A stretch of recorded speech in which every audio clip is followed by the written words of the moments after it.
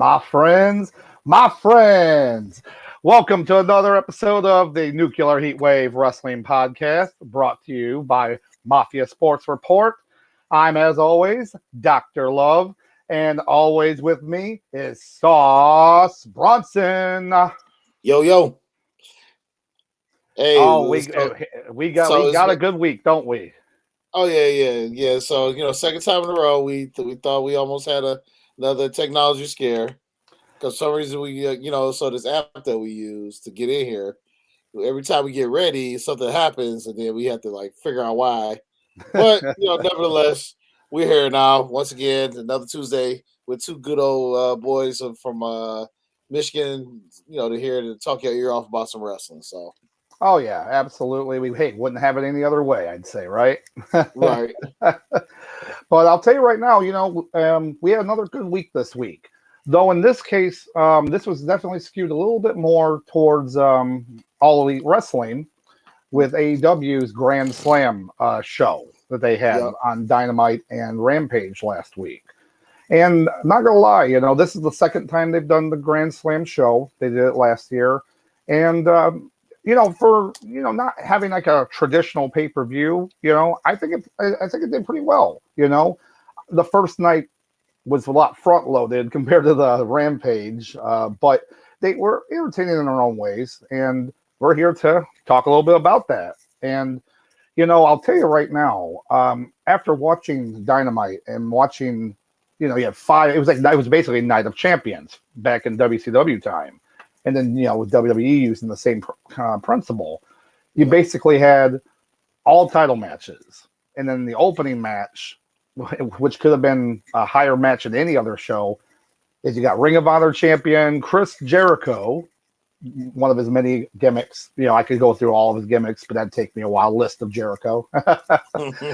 But versus Claudio Castagnoli, and, for the Ring of Honor championship. And this surprised me beyond belief. I really did. It really, surprised me. And, what did you think, Sauce? Honestly, as an opening match in general for, a show like this. So as far as the opener, I enjoyed it. Once again, you got two guys that, we're so used to seeing WWE. Now they're AEW style. So once again, you're kind of curious to see, how this works, how they perform, and was disappointed. So to let you guys know, so I went ahead, I wrote down notes for the first night. For some reason, Rampage didn't record on my DVR. I thought I recorded, but we'll get into night two. But night one was definitely, I had the notes for it. It's definitely more to talk about. So, but I'll go over, the notes that I wrote down real quick, Doc. So, as far as the opening, it's a great heel opening with Jericho, slapping Claudio in the face. Then once that goes, Claudio, starts off with good, strong offense. Then at that point, you got Jericho with the cowardly heel shield, grabbing people, outside the ring, trying to use them as a shield. Oh, yeah. Wonderful heel tactic. And then for a while, at this point, you might as well call Claudio ludicrous because he was throwing elbows, he was throwing bows like no tomorrow. Like it got to one point where it was like if you did a drinking game like you did with Brock Lesnar suplexes, like you would have got blitzed after like 2 minutes. Gone. And granted, throwing those elbows, is Claudio's thing. But I'm like, man, this dude might as well call him ludicrous at this point. And then we get elbows and chops. And then you get then I did like the apron slam spot that happened right when it was on the apron. I believe it was a suplex slam that happened. Yeah. Mm-hmm. And then at that point, because these guys are veterans, they're kind of old school style wrestling. So instead of doing spot fests like nonstop for 20 minutes, they took these men, they took a minute to slow down, slow the match down, work the crowd a little bit or not. And there was a moment where then there was a moment with Claudio. He goes for another elbow, misses spot. Now this is the point where at that point Jericho starts taking advantage. Then you get the cool Hurricane, from the rope spot. That The was big that was really cool. That was a really cool spot. And then once again, Claudia, you're part of the combat club when you start doing, the elbow spot where they got you stretched out and you just hammering elbows in their neck. Those stiff elbows, just beating the pulp out of them. Yeah. Oh yeah. So you're part of the combat club when you start doing that, which I actually like though, because it's almost like a unique stable move. So I'm not mad at it. Then let's see. Oh, the Claudio, he blessed us with the perfect sharpshooter. How crisp and beautiful it was. It really was. Unlike the other guy, they call the people's champion. Oh my god! I was trying not to say The Rock. I was not trying to say it, and then of course you said it. Why did he always have to look like he was in pain, and the other guy wasn't? Yeah, it was weird. And then he like half-assed it. And then it was just like all I can just see is just an X, where he's got the legs crossed in. So it's like a half-ass X, and Dwayne's just yelling. They basically told him, "You need a submission signature." That's what ended up happening. So that's for The Rock. My God. I mean, not to get too far off topic. I think if you wanted to give The Rock a submission, I think if anything. What would have been the perfect submission for The Rock? I forget. The name of this move where they take as far as when they stretch you out, and a lot of times they it's usually a heel move when they stretch you out. I think it's like almost like kind of like an octopus something, but they stretch you out. They start working the ribs as they got you stretched out. Oh yeah. I forgot. I can't remember for the life of me what that move is called right now. Mm-hmm. But you could do something like that where Rock would talk smack. Basically, it would have been better if they gave The Rock like a submission where he could talk smack while doing it, because that was his whole thing. Oh yeah. But nevertheless, to get back on track.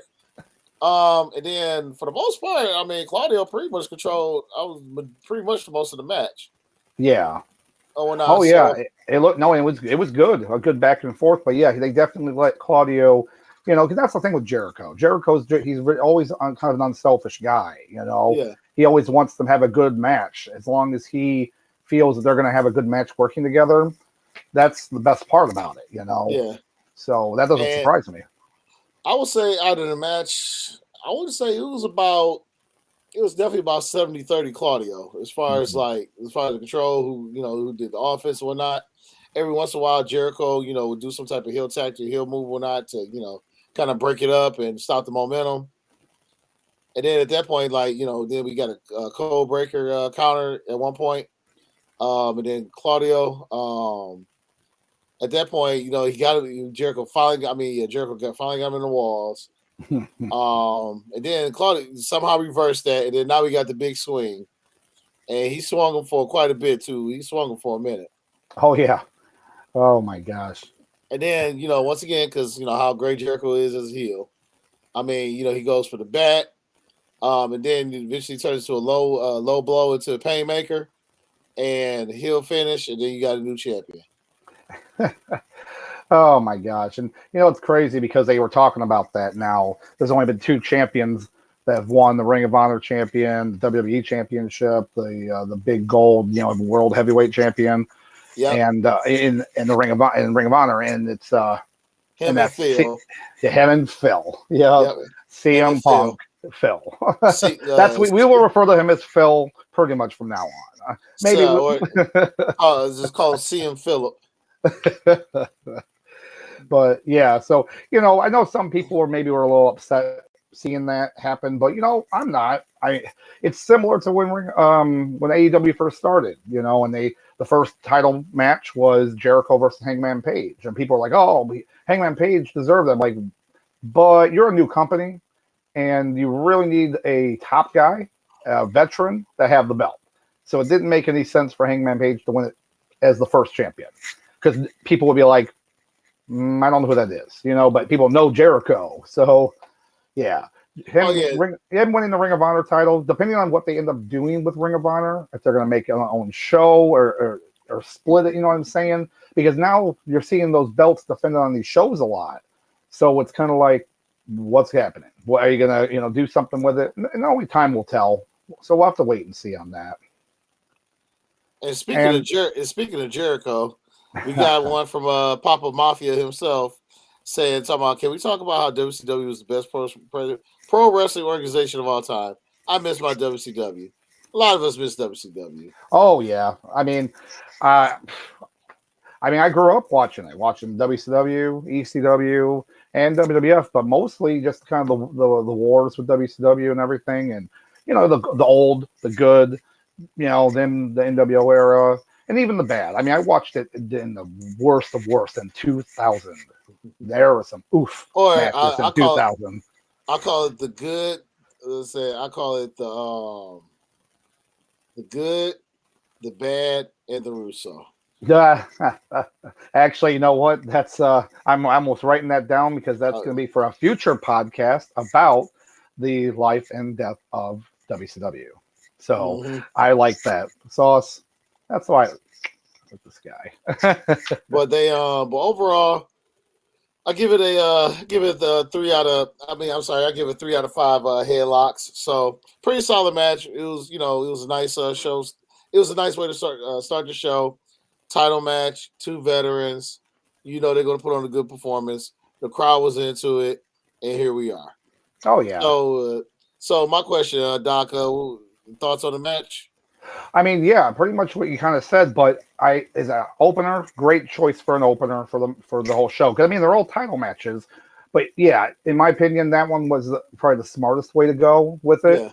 And it was high energy, and it delivered. It delivered on, you've got basically everyone likes to see the signature moves. They like to see, if Cesaro, Claudio is in a match, you want to see the swing. You want to see his European uppercut moves. But, it's good that he still does them, but it's evolved now. It's evolved more into the street fighting type, stiff type fighting from the Combat Club. Yep. And it works. It works really well. Jericho just time and time again. Jericho is just the best. He is really the best. He keeps telling he keeps showing us why he's the GOAT. He really is the GOAT of wrestling. like in my personal, this might be a future episode, but he's definitely in my Mount Rushmore of wrestlers. So yeah, I'd be hard pressed to not agree with that. So, oh yeah, so that was good. So I would say I'd give that match around the. I'd say the same. Say 3 headlocks out of 5. So, but yeah, and that really hyped up this, Dynamite, and going into that too. And also one thing to remember is they also do their commercial breaks. They usually do the picture-in-picture on it when it's on TBS. So that's kind of nice, so you don't really miss any action. They're not going to do any huge spots during that, but at least you don't miss it, And they go a long time before they have to do a commercial break. So that helps. And that's the other thing too. So I'm sitting there writing my notes, and sometimes when I'm sitting there writing my notes, and they do the commercial break, they like to go picture. Sometimes I get distracted watching the commercial while I'm supposed to take notes. But yeah, you start writing notes like here it is, and then when Carl's Jr.'s sandwich here. Oh wait, what's the heck? Oh yeah, Carl's Jr. I said place I never ate at. Yeah. Sausage biscuit breakfast. Oh. Okay. Oh, my bad. Claudio just did another elbow. Whoops. Okay. Oh yeah, that's pretty funny. Oh my gosh. But yeah, no, solid match. Great way to start the show. Yeah, I agree. Yeah.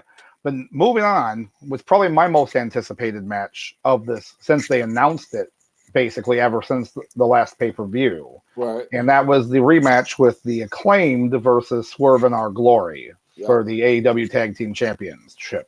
And man, right off the bat, I'm just gonna let people know this was not as big as the pay-per-view match, but it was pretty close. It was pretty close. And yeah, it was very entertaining. And man, it's hard to do. It's hard to kind of recapture the glory, no pun intended. What am I kidding? Puns definitely intended. What am I talking about? But And it was so good. The story behind how the Acclaimed has gotten so over with fans, wrestlers, fans. It's insane because I remember watching when they kind of first debuted. I was like, I don't know about this. They're kind of doing that whole John Cena word life kind of gimmick, and don't get me wrong, that worked. But when it first started, it took a little bit, because he had to do the hard sell on the raps, rip on the hometown. It's always cheap heat, but it's heat, Yeah. And it just got bigger and bigger, and people just liked it more and more. And then, of course, the turn basically at the pay-per-view where, people weren't sharing Keith Lee and Swerve Strickland anymore. They were definitely booing them. And that showed in the match, but it definitely was pretty good seeing them kind of throwing their weight around, literally, along with Keith Lee looking like a smaller or heavier cruiserweight, in some of his moves. Yeah. But yeah, it was good, and definitely they were doing the whole heel thing. They definitely were embracing that heel gimmick now, which it has to be, it has to be for sure. But what other things happened like that you saw that you were first match? So nice little breakdown. So quick breakdown. So at the beginning, you got Lee. He's doing a lot of big man moves early, starting off the match, doing a lot of big man stuff, which I dig. He's kind of basically playing to his look. So he's a big man. So I'm not mad at big man moves. He would do a lot of stuff, pretty much everything short of I would say short of choke slams. And that's the one thing I don't want to see is Keith Lee doing a choke slam. No. They already got like Luchasaurus and plenty of other big people, so no. And then you get as I call it, the 300-pound Hurricanrana spot that he did. Then you get Swerve tag. The Swerve tag comes in.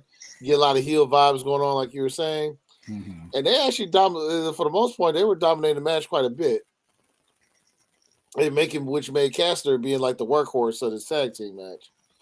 And then Caster, out of nowhere, the 300-pound slam spot on Lee. Nobody saw that coming. No, that caught me off guard too. I was. And then at that point you get the crowd starting to get a little hot. You get Bowens with the hot tag.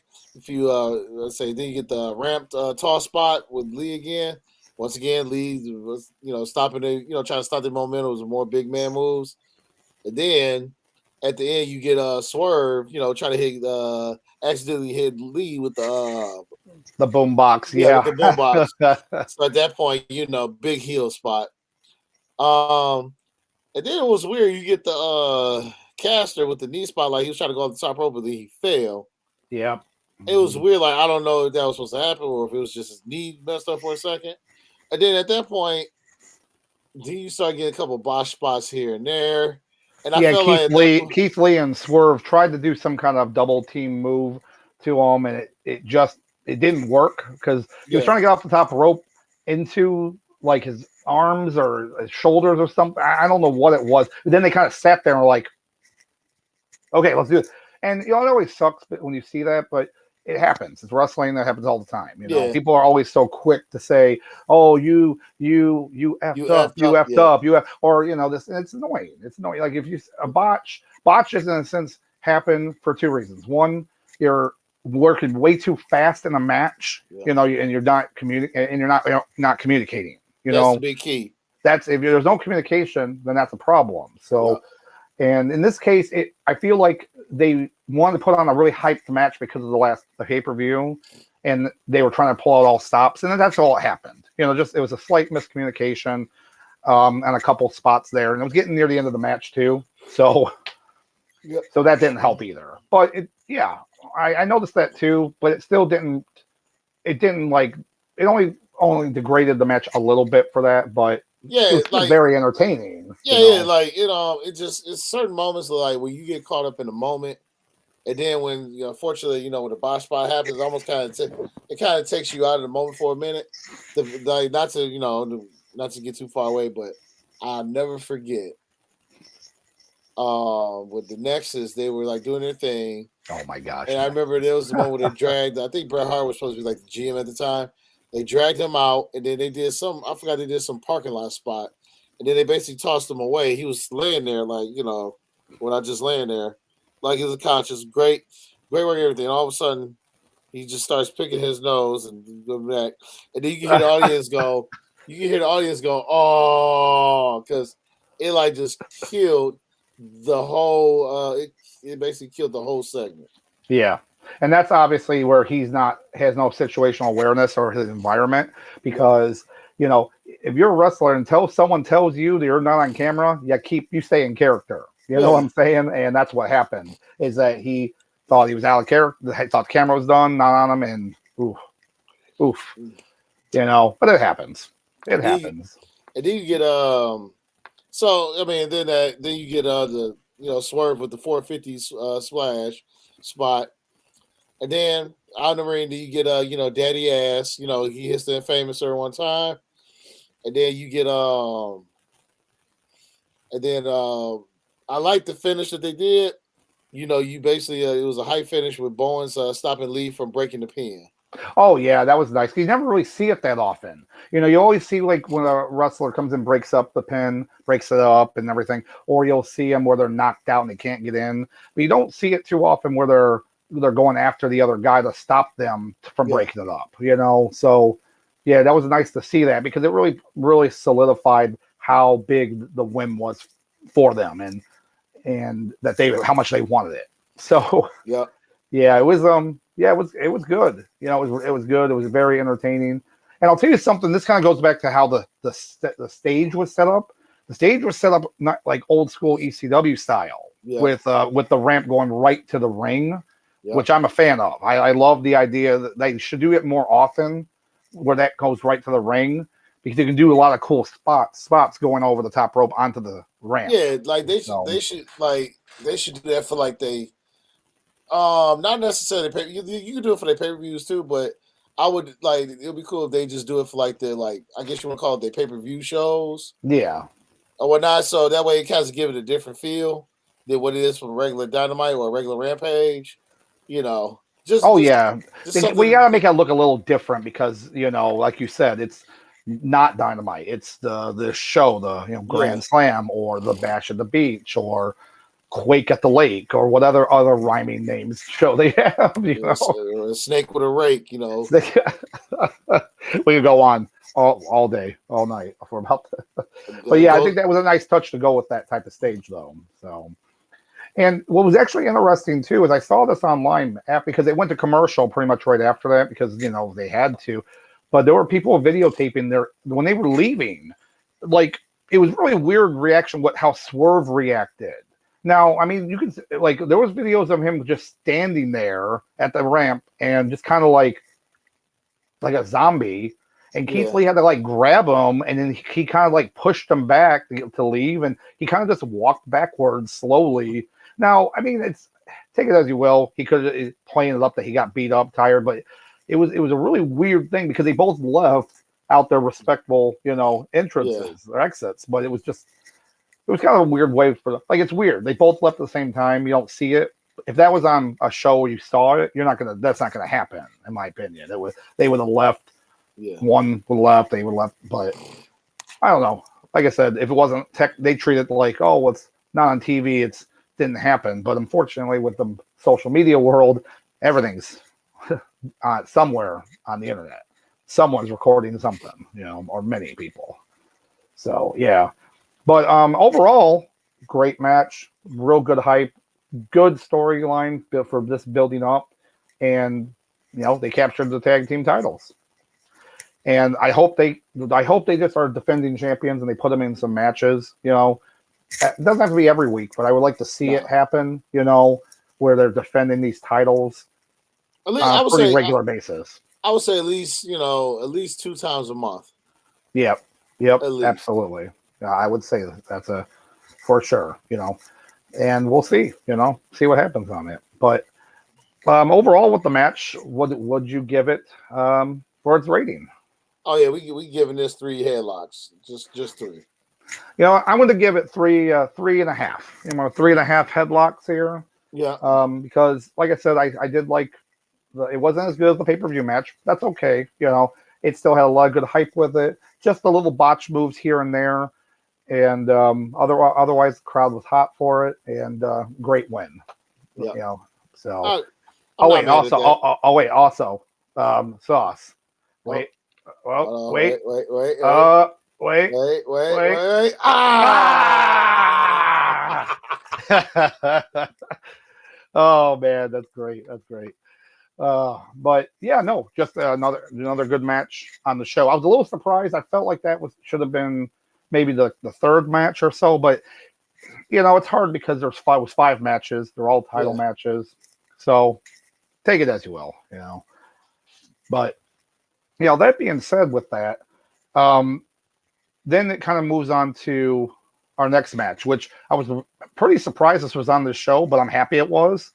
Is they're finally defending the All Atlantic title that Pac has against always fan favorite Orange Cassidy, or as I would like to say, our buddy Cody. If he would dress up as him, it's pretty his spitting image for him. Yeah, so we have a buddy that we said we just got to go to a Comic-Con. You got to take him to a Comic-Con, just dress him as Orange Cassidy, and yeah. Yep. He would have no idea he's not a wrestling fan, but he would have so much fun. Which actually make him work even better because he's not a wrestling fan. So we would just tell him just be quiet and just don't say much, and it will work perfectly because he'll be dumbfounded as what's going on. So yep, just do this a lot, and then tap someone on the leg with your foot. Yep, and keep your hands in your pocket. Yep.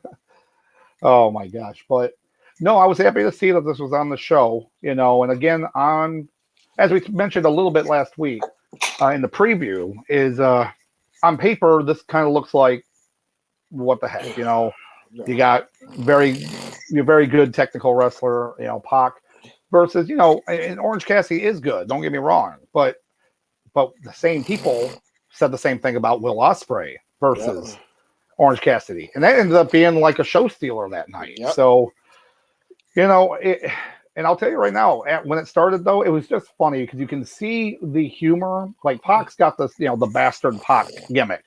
I'm better than you, all that stuff. But you could see the humor. You could see him kind of having fun with the match. Oh yeah, and it was nice to see that, like having fun with the character. They're doing their little, little kick moves, and then he would just kick him, knock him, and roll back in the corner. So it worked. It's not like Orange Cassidy is making him look bad. If anything, it makes him more well-rounded wrestler. And because you have to be able to have the wrestling ability and the charisma with the fans, and Orange Cassidy has that in spades, but then also looking towards the other wrestlers, that's a good thing too. So yeah, it was good, and they're quick, Orange Cassidy is a quick guy moving around and doing some of these moves. So, but so what do you got? What notes do you got for this one though? So it was pretty, once again another solid match. I was pretty content with. So we get Cassidy, hyping up the crowd, doing his thing. We get a quick start between, both guys. Then, once again, eventually, it's always funny because Cassidy trying to, get his hands in his pockets, and Pac just stopping him.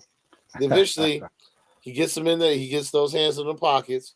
And then he starts, doing his little, pocket, shenanigans. But then he gets to drive. Then he's surprised into actual. He fooled Pac into an actual drop kick with his hands in, hands in the pocket. So Pac, retaliates with the same with strong offense, like just strong, like. Oh yeah. Basically, he just went, he came in like, I'm just going to beat the crap out of this man, and finally get what's coming to him. And then you get Pac, as far as taking his time, dominating the match, and just most of the match, he was basically, it was like he was making Orange Cassidy, pay for being in the ring with him. Oh yeah, yeah, and that's exactly what a good heel does. I know it sounds kind of like obvious, but sometimes it's not. You got to make them look good, but you got to be dominant in the way you're doing it. while still making them, they're still over. It's not like it's a jobber. It's not like a local talent or something. It's, so yeah, absolutely. Then there's moments where Cassidy is on the ground. He just starts rolling out the ring, to the other side of the ring, which is great. Yeah, that spot always kills every time. And then you get, Cassidy, he starts taunting Pac, and then he keeps taunting him until he gets him into a sneak pin. And then you get the diving DDT spot. And then, Pac, outside the ring, sneaking a hammer, but gets Orange Cassidy one time, gets the heel pin, and match is over. But overall, I'll give it definitely 3 out of 5 headlocks. Pretty solid match. It was kind of like a when I see these type of matches where you get like the guy who's like dominant versus like the guy that basically you get like the guy who's dominant and he's going against the guy that's him. It kind of reminds me of like I'm going comics for a second, but it's like Doc Ock versus Peter Parker. Where Doc Ock is like this brilliant scientist, and he's going to get Spider-Man, and Spider-Man just taking all of Doc Ock's wit and just using it against him, and then you just then to the point where Doc Ock just gets so frustrated, even though he's smarter than Spider-Man, but Spider-Man still somehow just gets to him. It's got this is what's going in my head when I was watching this. Oh, no, that's a great analogy because, even with that analogy, Spider-Man would always hit him with little quips, hit him with little things the whole time. And he would get so mad, these superpowered villains would get so mad because he'd be making fun of him or saying little jokes here and there. And they're like, what do you do? Stop it. So it's a good analogy there for sure. Well, overall, it was a pretty good, solid match. Anytime, you get to see Pac wrestle, I'm always happy to see. And then the fact that you get an Orange Cassidy, I mean, it was a recipe for success anyway. Yeah. Especially defending the belt that I forgot even existed. Yeah. I mean, once they announced the belt, they kind of like, okay, that's it. Cool. And then their whole plan, from what I've read, is that they wanted that belt defended and other promotions around the world. That was the whole point of it, And I'm still confused about the name a little bit because they refer to it as All Atlantic, but they're defending it on the other side of the world too. That's like not the Atlantic. So I'm really a little confused about. I'm not gonna ask questions. I guess. It's another. Do we get a specific belt too? Oh my gosh! I mean, I say you're the trivia guy, so. I don't know how many other oceans I'm forgetting, but I'm sure get an Atlantic belt, a Pacific belt, Antarctica, whatever oceans around Antarctica belt. The Arctic, the Indian, there you go. So see, once again, guys, this guy's got the trivia. This is why they call him Doc, because he's always got the answers.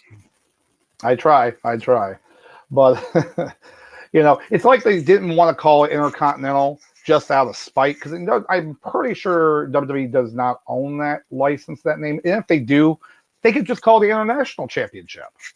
Leave it at that. Why not? I don't know. That's just me. International would mean it's all. Yeah. Does New Japan have an Intercontinental belt? Do they have a belt that actually says yes, they did have one. Jericho actually was champion. It was basically the smaller version of the old IWGP World title and was on a white strap. Shinsuke Nakamura was actually the champion several times for it. But did it have the name Intercontinental in it? Yes, it actually did. Now they think about it. I thought so. And Jericho was champion. Then they decided to have a title match to merge the world title with the Intercontinental, and then now the title is the World Heavyweight IWGP Championship, because before it was just the world title. It was whatever. Basically, it was whatever. I got you. So just call it the international title, and then make everybody happy. You can have all the little flags on it like it does, and do all your fun stuff. But that's the idea. They want to defend it in different promotions around the world, which is a nice thought in theory. But you also have to be able to work with these companies. Like if I'm going to have him wrestle someone over in we'll just say in New Japan, and you got to work with those promoters and then they got to make sure their guy looks good if he's not going to win the belt. Or for some crazy reason, you say he will win it, but then you want to definitely get something in return, a rematch. New Japan, for example, is doing a lot of stuff now in the United States. They've been like a few years ago, they introduced the United States Championship for that reason, and then they're doing more shows over here because they see the potential. So they would do something like that. They would have a match later down the road, or in AAA in Mexico or CMLL. But it's kind of a headache sometimes if they don't want to work together. And that's like going back to like Ring of Honor when they were hot. They had the pre AEW when they had the Young Bucks would wrestle there, but they were also in New Japan. They had a working relationship that they could go back and forth and wrestle. Then when they were like, well, we're making AEW, then Ring of Honor was like, they didn't want to work with New Japan much anymore. So, yeah, that was pretty much the end of it. But as long as it's defended more, I'd like to see it. I just don't expect it that much. Like, it'll probably only be defended like once a month.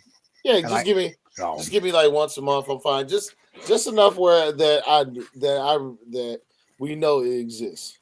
Well, we actually talked about this a couple weeks ago when we watched Dynamite, and they had that eliminator match. Remember? And we were just kind of like I've watched wrestling my whole life, and it was the first time I know they do these eliminator matches. So we're like, so is it like a gauntlet match? Like one person comes in, they're like, oh no, it's just a match against the champion, and then if you win, you possibly can get a match in the future. And I'm like, what? So it's a match. It's a non-title match. That's like, why did you? I don't know. Why did you have to call it like weird, like eliminator? I don't know. I just thought it was weird. Yeah. But you'll see some of those now. You'll see some of these more eliminator matches happening. So, but I just had to get a kick out of that when I'm like, and we're going to talk about some other weird match types later for sure that on this. But yeah. But all in all, yeah, it was a good match. I liked it. I was a fan. But yeah. So moving on, because again, this is a full pack show on this. Right. You have the AEW interim women's championship. Sorry, I just have to kind of get huff and puff a little bit about it, but yeah, because it's just stupid. It's probably we already ran it. We already ran it about it. I know, so we'll try not to rant too much more about it, but we'll just say it. So the title match, you have champion Toni Storm versus Serena Deeb. Nice seeing her back on TV, especially in a match like this. Yeah. Britt Baker and Athena, which is nice seeing Athena now in this match because of the abomination that was her match with Jade Cargill. Yeah. And this match helped kind of show that, oh no, I'm actually good. When I'm with other people that want to work together, be good. But yeah, this is the match we should have gotten on the pay-per-view. In a sense, this really should have happened at the pay-per-view because this match was much better, cleaner for most parts. There was a couple communication. Everybody was on the same page. Now you see what you did there. We'll get to that. That's a prelude. a prelude pun. But everybody was just and like you said, it was a much better. It was a much better match than it was at All Out. Yeah. So, but because this one had my attention from start to finish. The other one was pretty decent, but this one, yeah, much better. Yeah. So we're gonna run it down. We're gonna run down some of our highlights from this match, and you can take it away, Sauce, and see what we got. Right. So speaking of Athena, we get the hot start with her. Getting her offense in, showing everybody, like you said, that why she's basically she's showing everyone why she belongs in AEW, why she belongs in wrestling. Unfortunately, this is kind of like her redemption match from a few weeks ago. Let people know that I got what it takes to be here. That's basically what I got out of it with her. And then, like you said, Serena Deeb, she killed it in this match. She was definitely the highlight of the match. She gets, tries to do a double pin, which you rarely ever see one person do. then goes to a double submission. She's got 2 people locked in the submission. I mean, come on. I know it was nice seeing that. You know, Yeah, you don't see it that often. yeah. And then you get the each woman at that point, they're getting their offense in, they're doing their thing. You know, everybody's getting a piece of the pie. Then you get the super tripleplex on with Storm on the, you know, as far as on the rope. I mean, as far as the turnbuckle, it was like a pyramid slam. Yep. Then now, I will say something. I will say something about that move though, because if you watched it on TV, Britt Baker, her whole face got smashed on that. I'm pretty sure her nose got broken on it because later in the match she's gushing blood from it, and the view was so you could see it clear, like the whole body slammed right on her face, and I'm like, oh. Man, but as in the past, from if we've seen Britt Baker wrestle, she can take it. So she, and if it's any teeth problem, I'm sure she's fine. I don't know, you know. I'm just saying. Yep. And then at one point, you know, Deeb, she's getting her stuff in, and then you know she has a moment where she's kind of like waiting for her turn again, you know, to go in there and tear it up. Then you got Britt Baker with help, you know. Then she's got, you know, help on the outside, you know, interference. Then you get the corner stretch. Then you get the in the corner. She, you know, the stretch has submission on Athena. Then you get the double. Then you get the double single Boston crab. Yeah, once again, you know, like I said, these women were killing it tonight. Yeah, and lots of crabs. Yes, usually that's a bad thing, but that was good to show. Oh yeah, and then at that point, because at that point you had Deeb and Storm.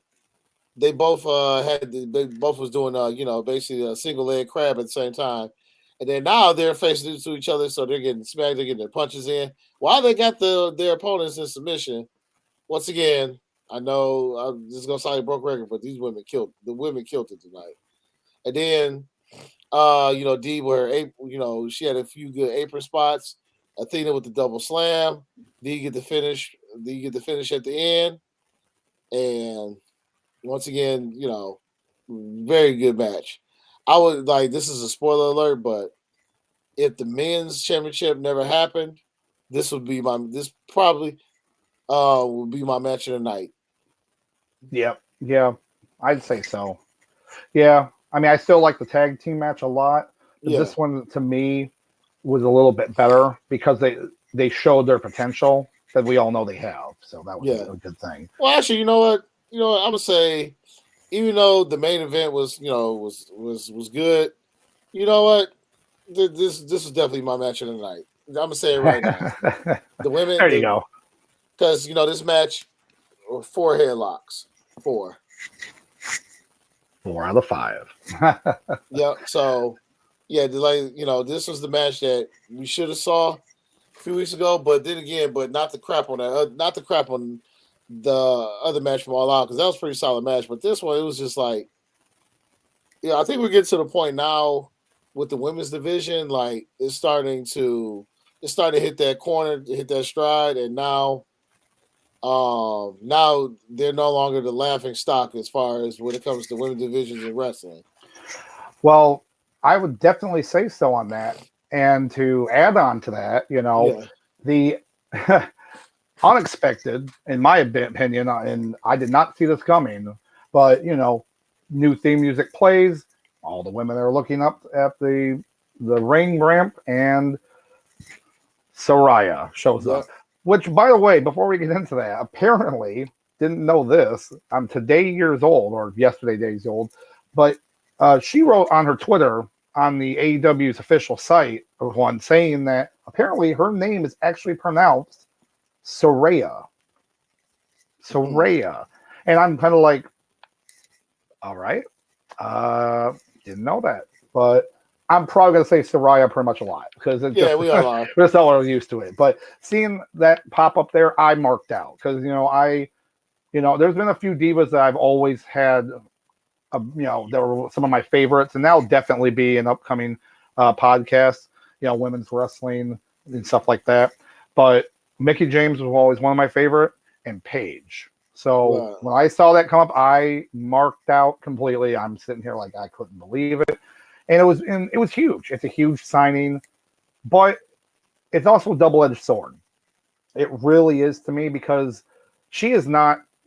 She shouldn't wrestle. You know, she should not wrestle because she is still.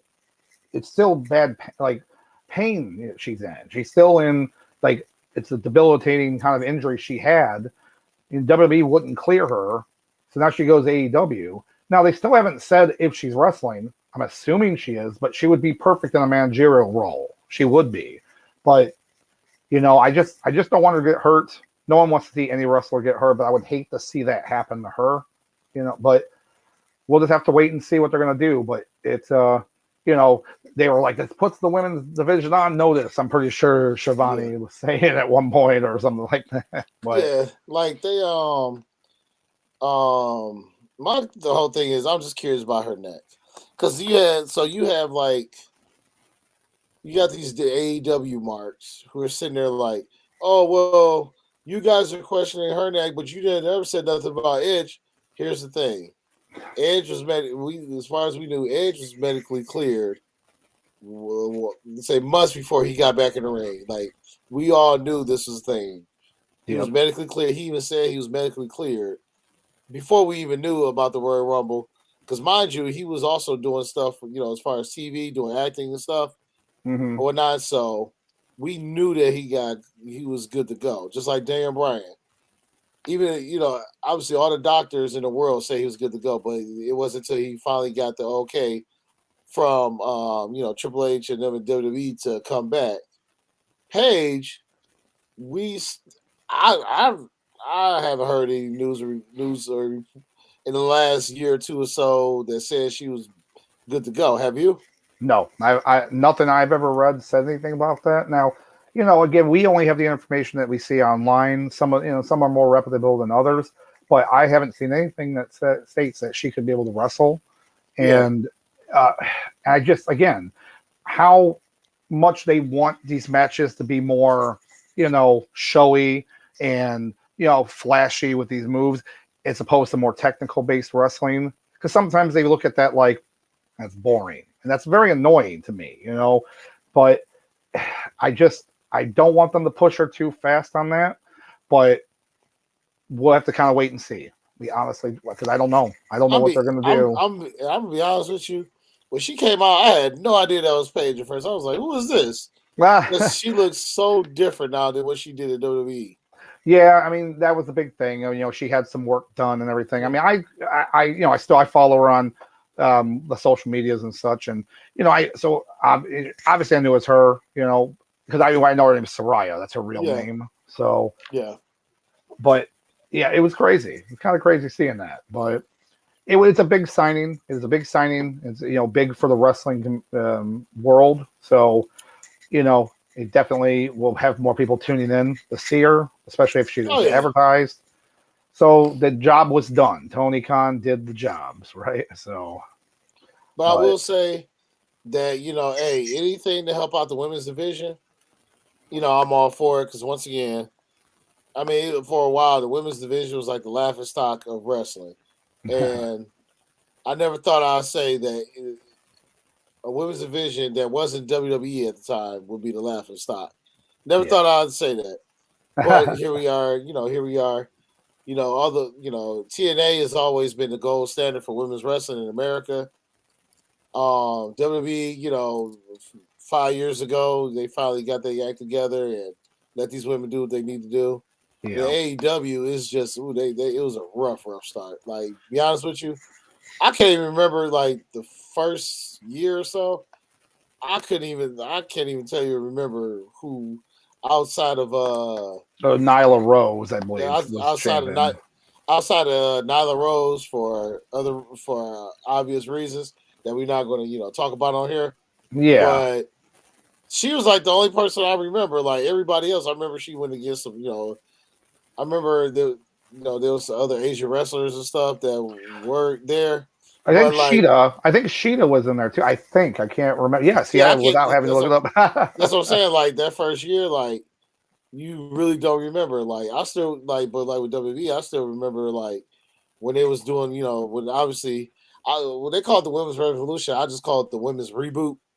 I mean, that's a really good way to put it because that's pretty much exactly what happened. You know, I mean, yeah, I still remember, Nikki Bella was like as far as like the main draw, and then of course you had your Paige, you had Flair and Bailey and Becky. Like you remember these wrestlers, and mind you, that we talk about something 5-6 years ago now. Yeah. But like AEW, when they started off, it was just like I couldn't even I couldn't even tell you who the first AEW Women's Champion is, because that's how bad that's how lackluster the women's division was. So, but like I said, definitely in a future podcast, we are going to go over women's wrestling, in general, and that's going to be a fun one. Well, I think we're having a fun time with that one. So, but moving on for the main event of the evening, and that is, as you already talked about a little bit, the AEW Championship. Basically, this had to happen. Oh, yes, Sauce. All I can think about when you say main event, I can just think about Mark Henry. Like, ladies and gentlemen, it's time for the main event. There we go. You know what? Maybe we'll get that working. I know he only does it on Rampage, but we need him to do it on Dynamite as well. Especially, I would say at least for these type of these special episodes, because this is kind of like it's a big deal, obviously. But I feel like you have Mark Henry. If you have him on Dynamite sometimes, like when they, Blood and Guts or the Grand Slam and Bash of the Beach and whatnot. Yeah. I was like, it'll be nice to see, if they, especially if they're going to be doing like 2-nighter, type of what's the names. It'd be nice to have Mark Henry do the, as far as like the main event thing too, as far as on Dynamite, Yeah. I think this would be cool. Well, it'd be nice. It'd add a little touch to it, a nice little flair to it. That'd be cool. Yeah. But as you were, Doc. Oh yeah, not a problem. And this main event match only happened because some people can't play nice. Phil, and everyone. CM Phillip. So this mini tournament was held, and this is the finale. So you have, Bryan Danielson versus Jon Moxley. And, again, regardless, I knew this was going to be a good match. Didn't matter of the outcome. It was going to be a good match between these guys because they're already working so well together, with the Combat Club and this. I mean, they had a match, and they had a big match with each other, months ago. Yes, that was a great match. Which created the Combat Club. Yep, and that was a great match. Oh my gosh, yeah. But it definitely was. The crowd was hot, super hot into it, and they love both of them. Because it's one of those things where you have that crowd that they love Moxley. He's really kind of the people's champion there, and that's a good thing, And but there's definitely a lot of highlights on this one to go through. So you can kind of take it away, Sauce, a little bit, and I'll pop in there. I got you. I got you, Doc. So I mean, at the beginning, we get this big fight feel. At first, I was like, going to the match. I mean, going into it, I was like, okay, it's gonna be a pretty solid match. But once that crowd got going, started getting hot.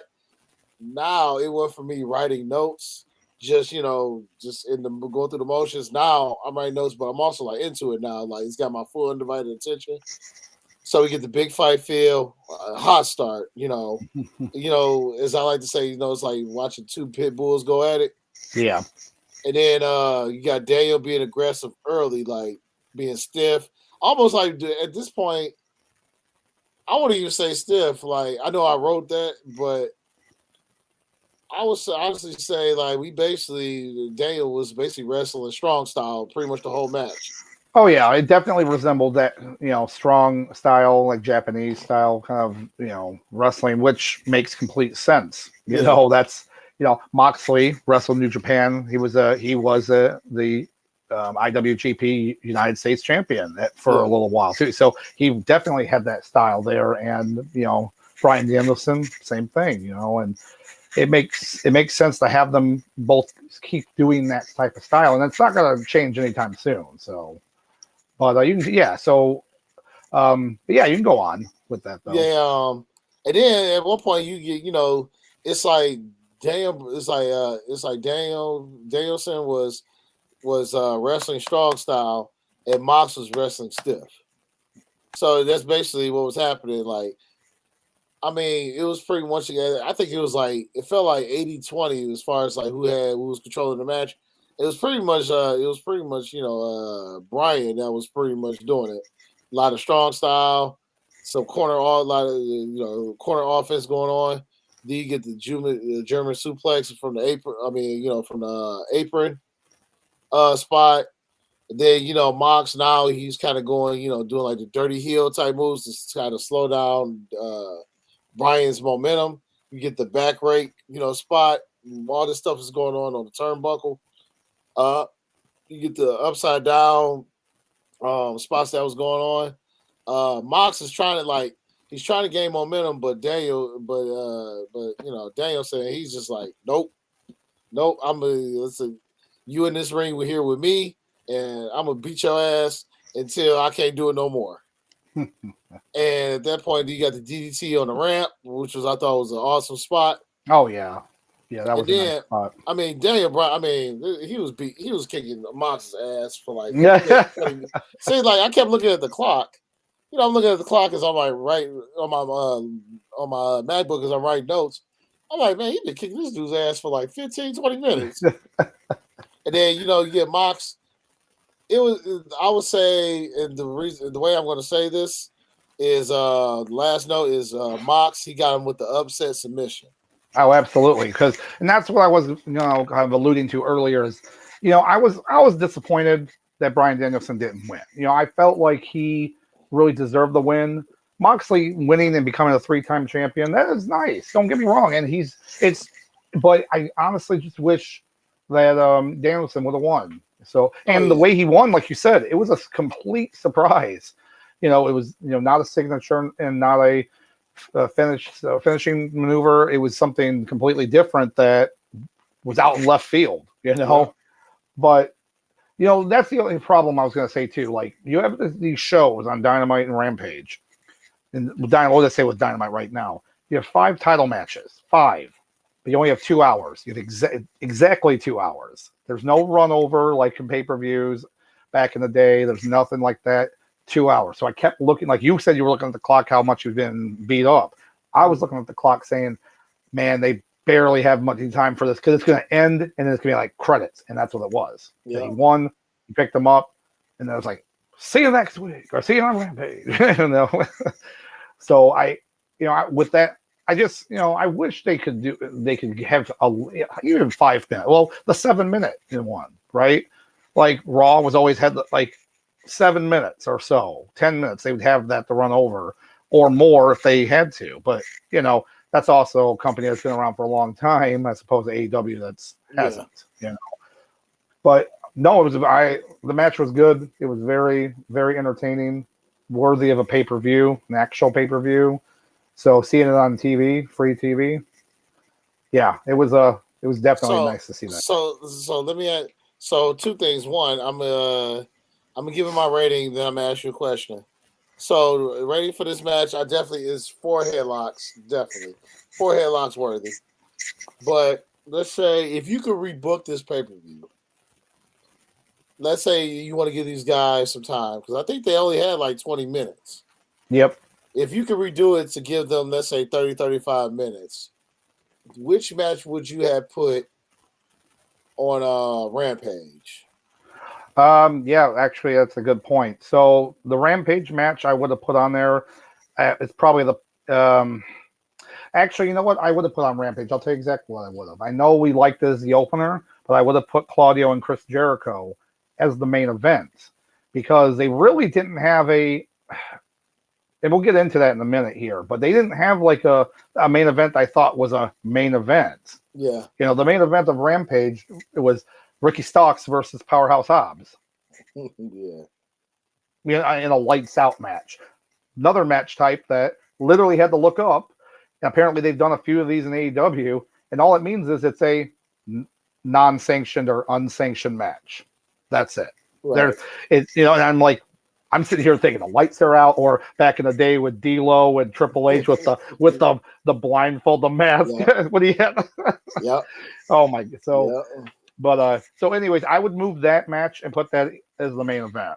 That's what I would have done, and that would have really pushed. And then two things. One, it could have gave them more time on their match, and it would have gave Moxley and Danielson more time for theirs. Yeah, that's what I'm saying. So at that point, you give so you basically give Jericho, Claudio, get them 30 minutes, and then you give these guys 30, 35 minutes. So and then well, even then I would maybe give a couple more minutes to the tag team match, a few more minutes that I'd spread it relatively evenly from the other ones, mostly to the main event, but a little bit to the other ones too. So I mean, it was still a good show, and it was booked pretty well. So I'm not, except for that main event, but regardless, it was entertaining. So that was the best part. So as far as the first night, definitely I would give it 3 headlocks and a Ric Flair chop. Pretty solid night. Now, once again, like we said an hour ago, I didn't Dynamite. I'm sorry, Rampage was not recorded. So, in the world of the internet, got to give credit where credit is due.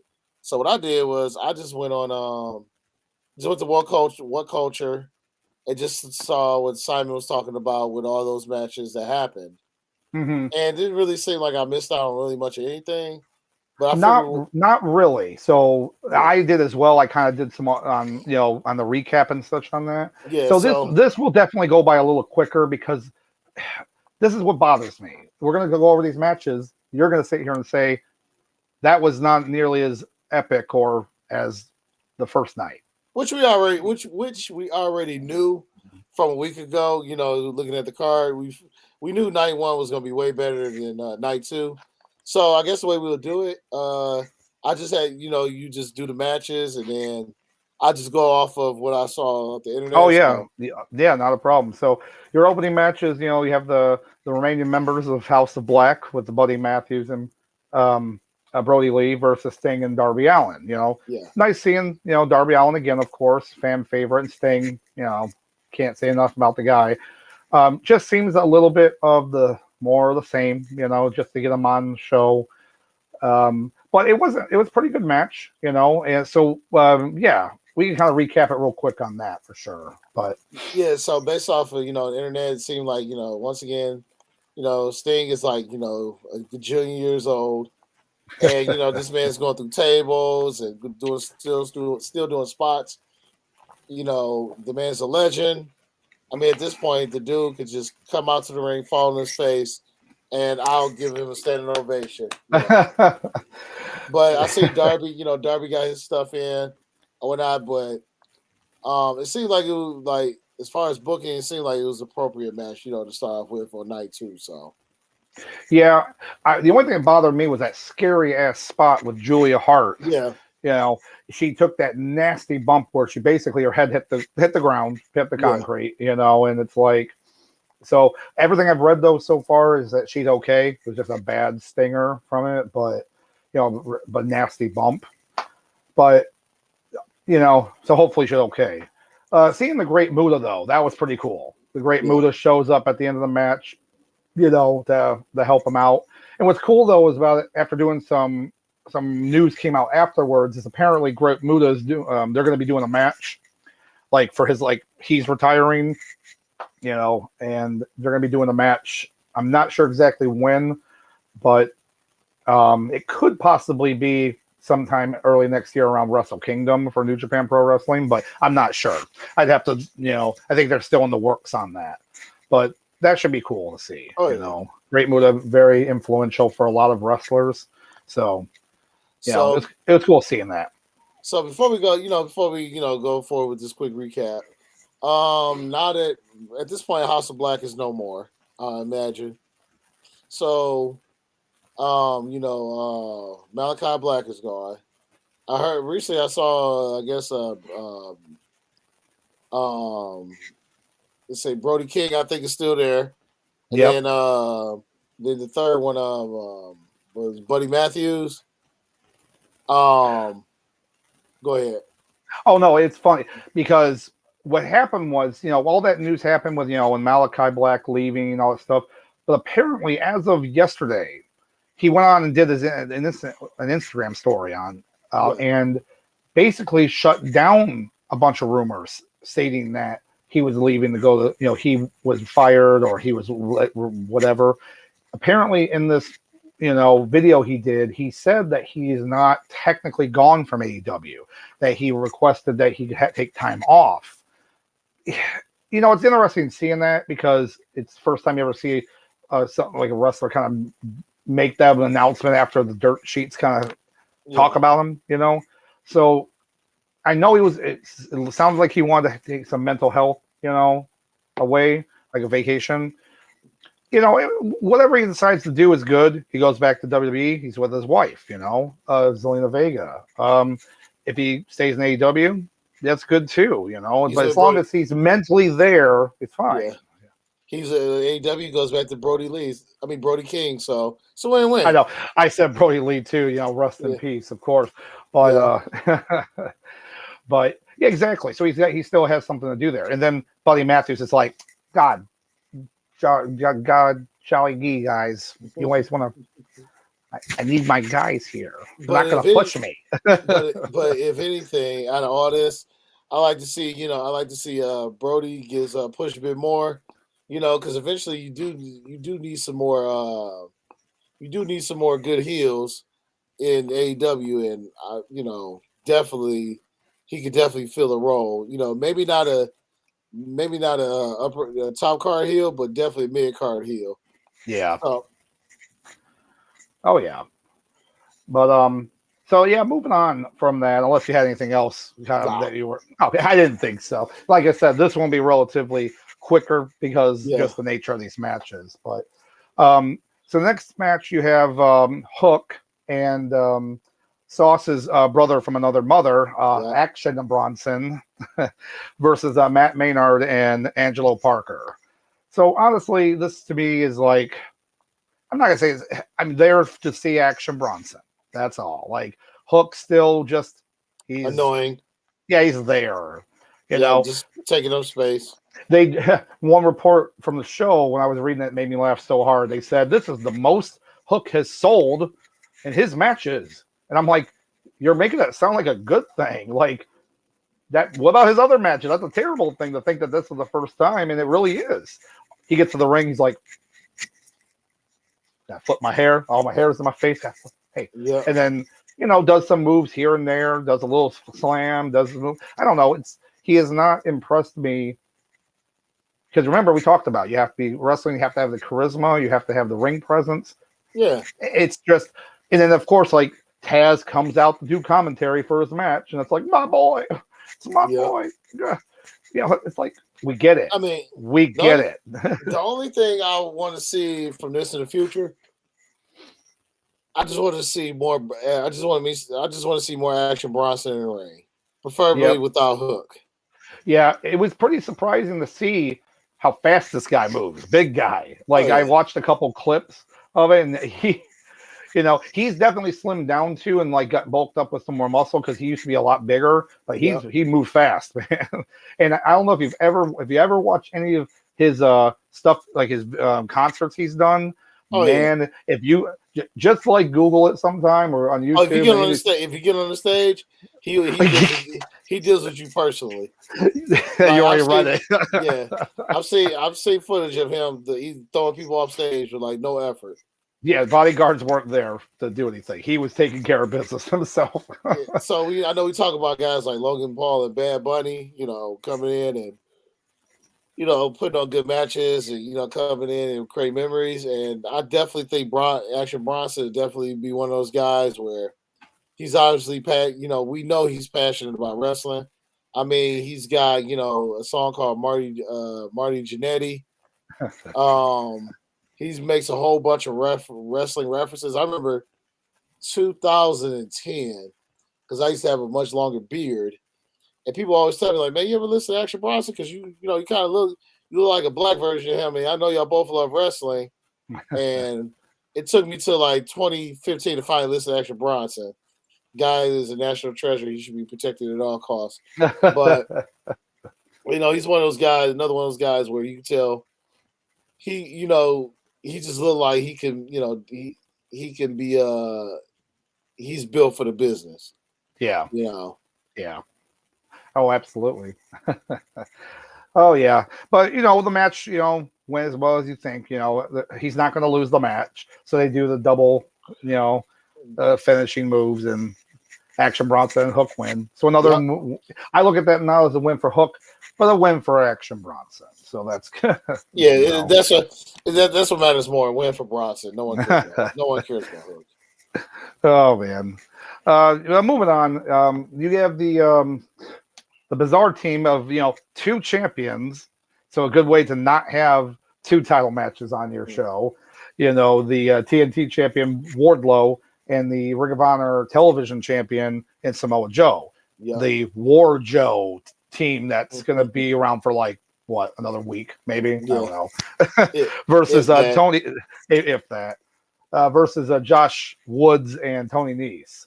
And, it's, to me, this is just like nothing against Josh Woods and, Tony Nese. Josh Woods, a former Ring of Honor champion, and Tony Nese, all around very good wrestler and a fun little gimmick, especially he had in WWE, that's been done a lot, but he got stuck in 205 Live, of course. So. Yep. But the match to me was just like a glorified squash match. It was just kind of like Wardlow. We're in Wardlow's world. Okay, but you're in a tag match for nothing. That doesn't further your storyline at all. So it's just a way to get you on TV, and that's whatever. That's fine. I mean, more Samoa Joe, that's good too. But I want those guys to go against each other. I want those guys to go against each other for both belts on the line. Listen, Tell me I want a unification sweaty meat match. I want these men to slap sweaty meats with each other, unify those meats together, and just give me just a good car wreck of a show. That's all I want. That right there is the best way to do that, because regardless of what they're going to do with Ring of Honor, they're most likely they're going to keep the world title. They'll probably still keep the pure title because they're actually defending that more because they like the rules, all the specific rules for it. But the TV title seems redundant now. So by making a unification match with basically AEW's TV title, the TNT title, it's a win-win. It's you get a great match between both of these guys, and I hope that that's what they're going to push towards. I really do, and because that would also make the TNT title more prestigious, because it's like some wrestlers made it good. Brody Lee had it; it was great. Miro, good. Sammy Guevara, Darby Allin. Oh yeah. That's what I'm saying. Man, listen, that man was putting his life on the line every week for that belt. Oh yeah. So it, and then it just kind of fluctuated back and forth of like who was, doing good with it or whatnot. So I don't know. We'll see what happens, but I hope that happens in the future. But yeah, to me, it was just a glorified squash match. Wardlow, Samoa Joe wins, and it would be good for I think Samoa Joe is basically what Wardlow needs.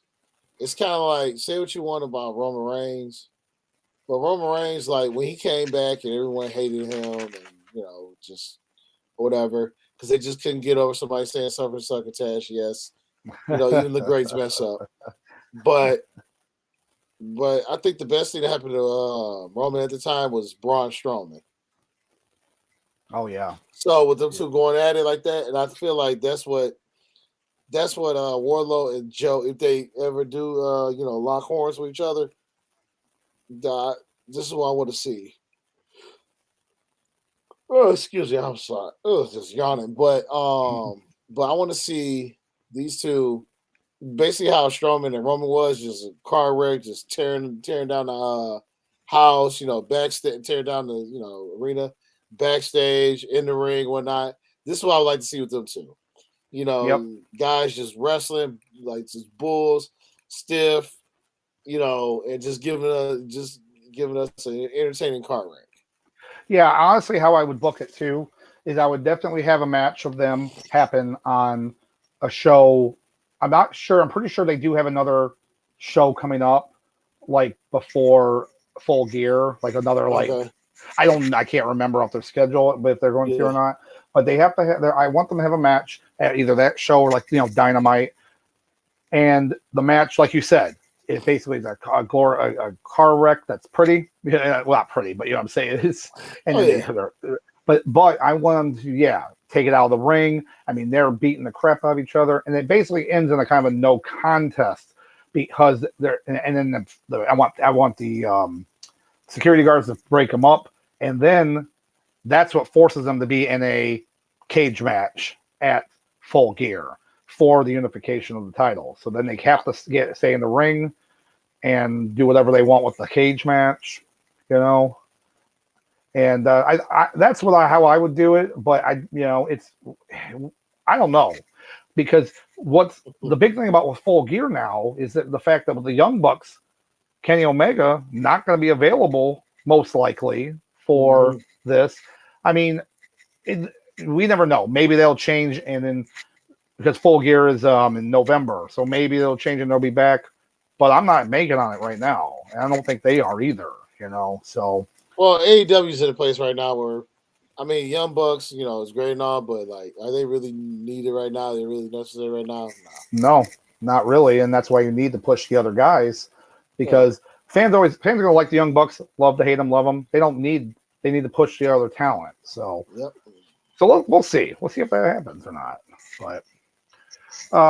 But yeah, moving on with Rampage, they have the next match is Jungle Boy Jack Perry, because they are giving him that more serious gimmick now with his real name attached to it now, versus Ray Phoenix.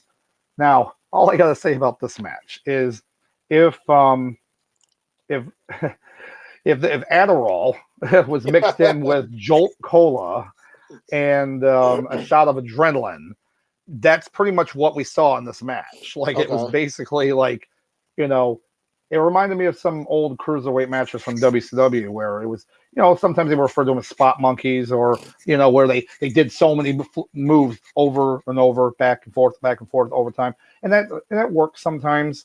But it was nice to see, because Ray Phoenix, he's on another level. He's on. If you have any chance to see anything with Ray Phoenix, look him up and just his compilation stuff. Yeah, the man's insane. But what was nice to see was with Jungle Boy, how he's grown as a wrestler since being in AEW.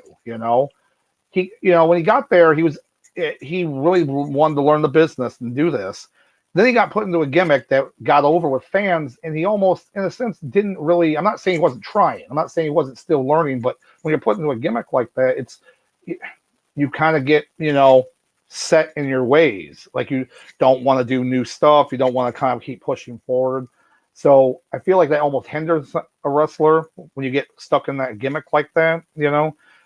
But that's just me when I look at it.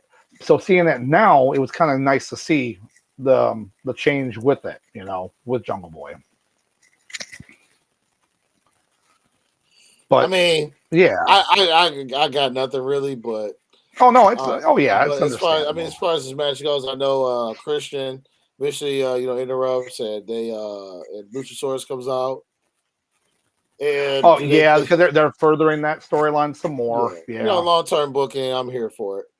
Yeah. But I thought Jack Perry always had potential or not, but the thing is, you never really paid much attention to him when it was in Jurassic Express, because really the main attraction everybody wanted to see was Luchasaurus. Yep.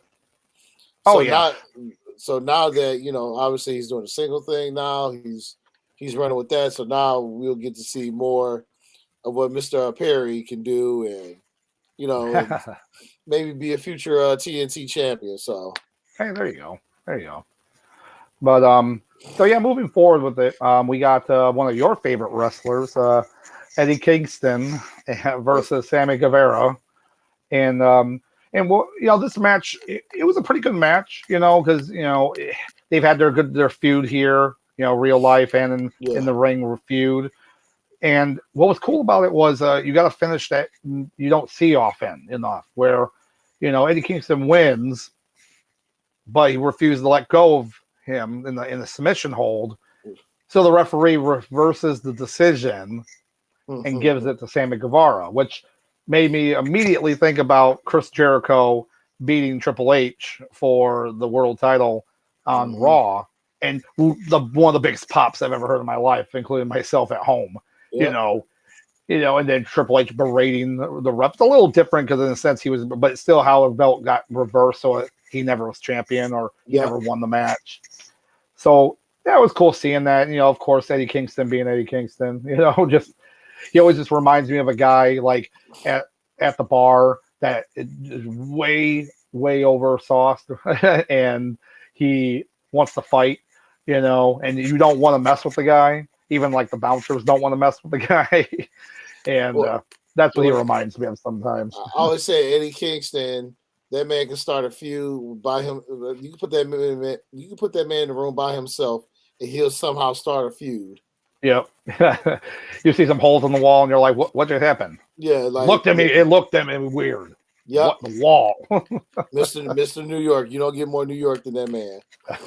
But I'm happy to see Kingston back on TV, as we all are. I know we talked about how Moxley is the People's Champion, but the true People's Champ is Eddie Kingston. Yep. Oh yeah, that's a good point. But one other thing I love about Eddie Kingston is how when he comes out to the ring, he always walks like he's late for a meeting, and it just cracks me up. That's funny, but yeah, that's pretty accurate actually. Oh my gosh. Yeah, it was good. It was entertaining from what I saw. And now we go downhill, unfortunately. Now we go downhill. We actually pretty much go downhill the rest of the time.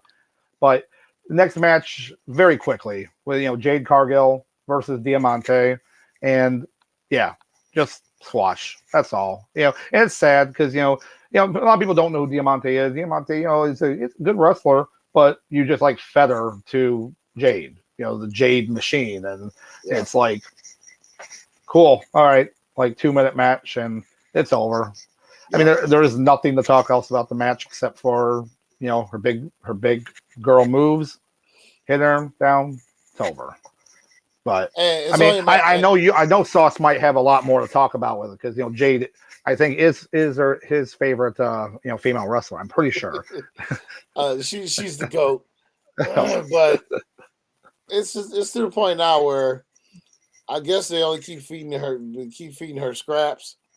Table scraps, because maybe they don't know if she's ready to go, toe to toe with the other women there. But eventually, I mean, the streak is gonna get old. Eventually, you're gonna have to put her in the title belt picture, because right now, as strong as even though the women's division is getting stronger, it's starting to hit that corner where it's starting to be taken a bit more seriously. But the thing is, Jade Cargill is your TBS champion. She's your mid-card women's champion. And she's the biggest attraction when it comes to all the women as far as in that company. Like, granted, Toni Storm is AEW champion right now, but it's like no matter who's AEW women's champion, they're just in the shadow of Jade Cargill. So it just gets to the point like you're eventually gonna have to have her put her in the title picture, and then go on from there. Yep, that's pretty much it. Yeah, I'm short and sweet, but yeah, that's pretty much how I look at it. I will say that with Jade though, her wrestling still sucks, but her promos has got a lot better. I will give her that because now she's got she's got a gimmick now, she's Queen Baddie. Then she's got the Baddie Club and whatnot. Yeah, that's pretty cool. Kind of reminds me of Sasha Banks when she in her heel movement. I mean, especially in like NXT when she had like her group, her groupies and such.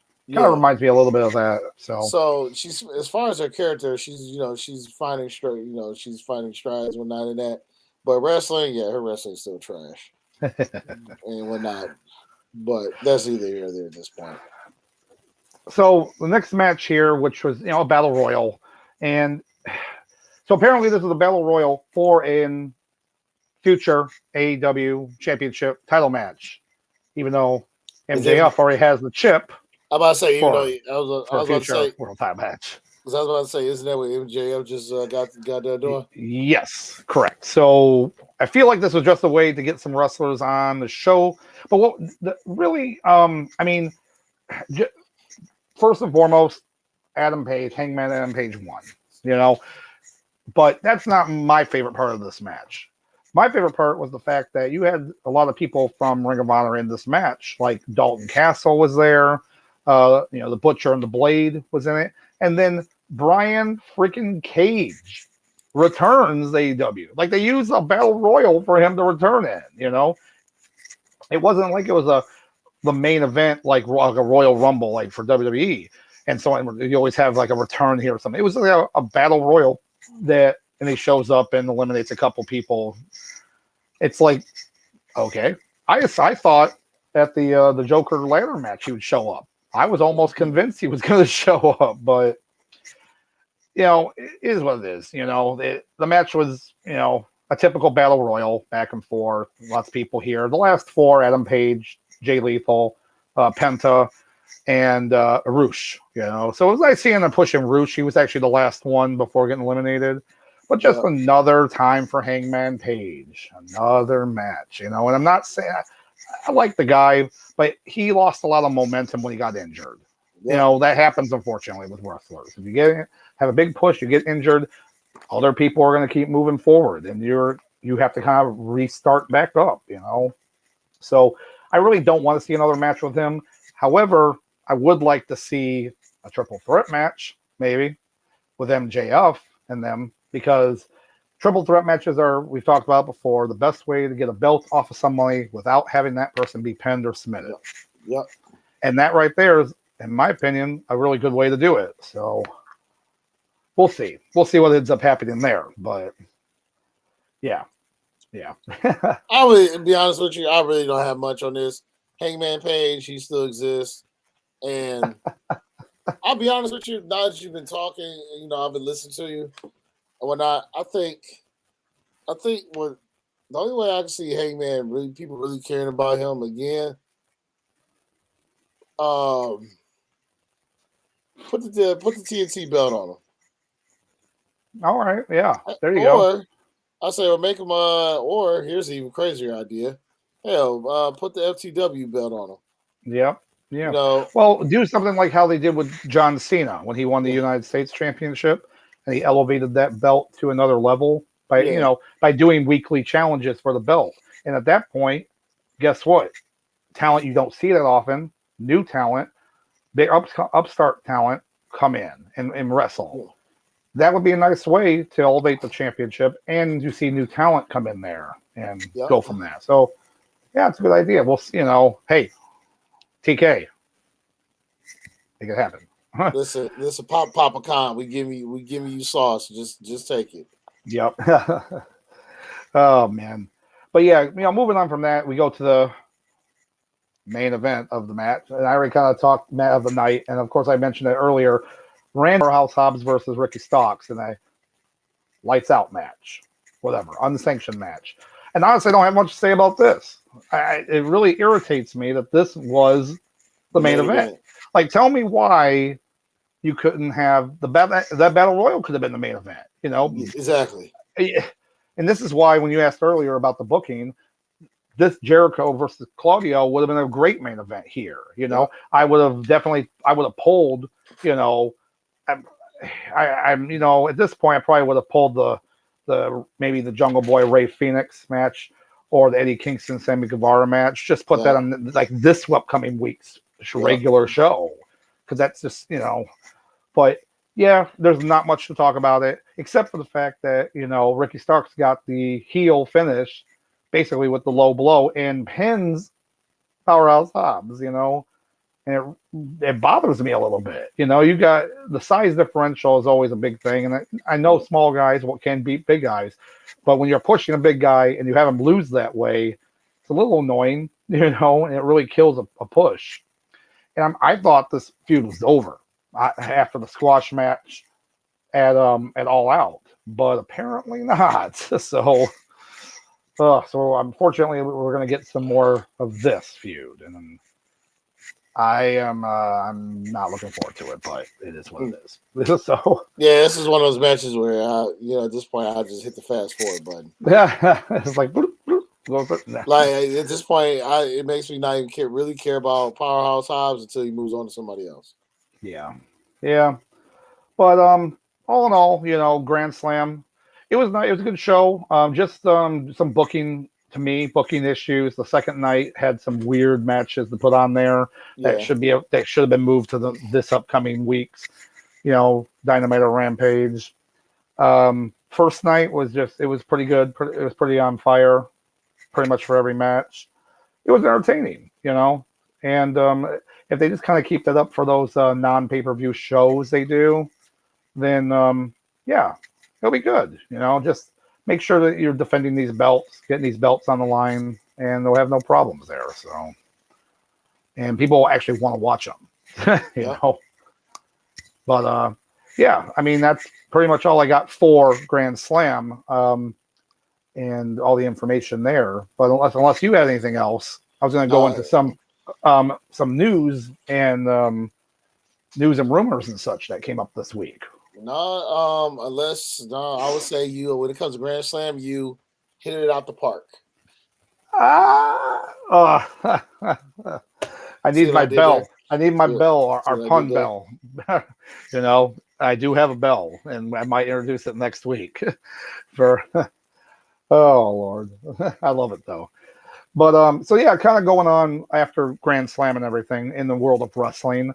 There's been a lot of little things here and there, just kind of touching upon. And the big thing that's been the past couple weeks, and are continuing on, is the WWE promos for the mysterious, White Rabbit promos they've been doing at the past few house shows, now on SmackDown, on Raw.